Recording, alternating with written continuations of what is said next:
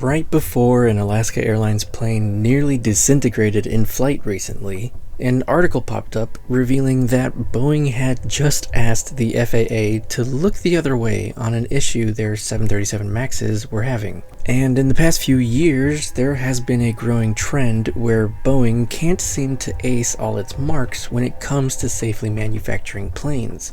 So it really begs the question, should Boeing receive these safety exemptions? In the latter half of 2023, Boeing asked the Federal Aviation Administration to give their 737 MAX 7 aircraft a safety exemption in order to commence deliveries sooner. The planes had been having nacelle issues, where the front-end cowl was overheating, so much so to the point where the pilots were told to limit the use of the plane's anti-icing system to 5 minutes in dry air conditions.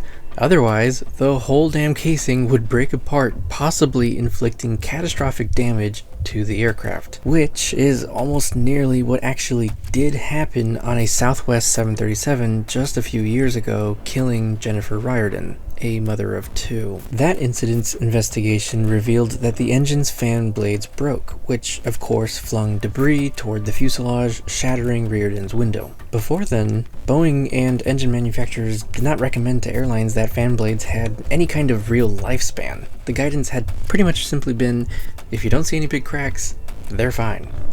Thankfully, fan blade guidance has changed since then, but it illustrates a pattern of Boeing producing aircraft that have detrimental faults that do not get fixed until something terrible happens. Now, thankfully, that Alaska flight landed with no serious injuries, but had the plane been higher and going faster, which it was about to, things likely would have ended up much more grimly. As it did not just once, but twice when it came to Boeing's infamous MCAS system that took down Lion Air 610 and Ethiopian Airlines 302, collectively killing hundreds of innocent people. And once again, Boeing has since then fixed the design and training with regard to that specific system. But when will enough be enough, and when will the FAA and other agencies actually put Boeing on a shorter leash when it comes to safety? Well, thankfully, perhaps that is finally happening, as we can see with how hawk-eyed the FAA is being with Boeing's newest model, the 777X. But more on that later.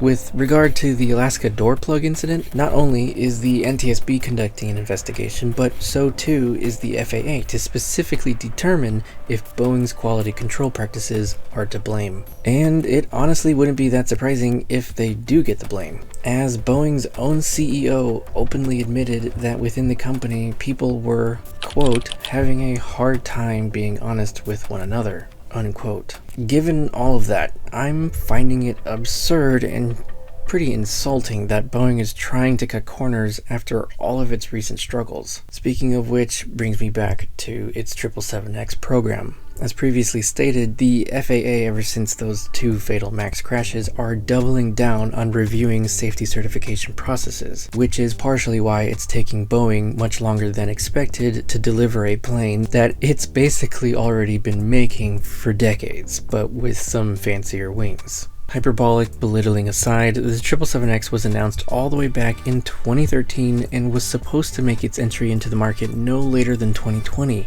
And other than folding wingtips and an updated engine that Boeing itself had little to do with, the 777X mostly just has new wings compared to the old school 777s. But those wings are heavily based around the 787's wings, which should have made it a bit easier for Boeing to implement, since it wasn't a completely brand new technology.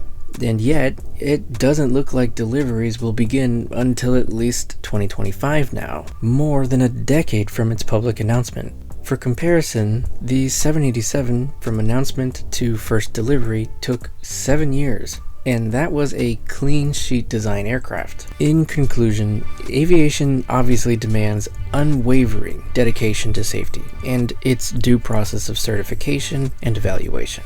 But Boeing's recent track record of seemingly carelessness and numerous fatal incidents raise not only serious concerns about its commitment to safety in aircraft manufacturing, but also shows that the company cannot be trusted to regulate itself.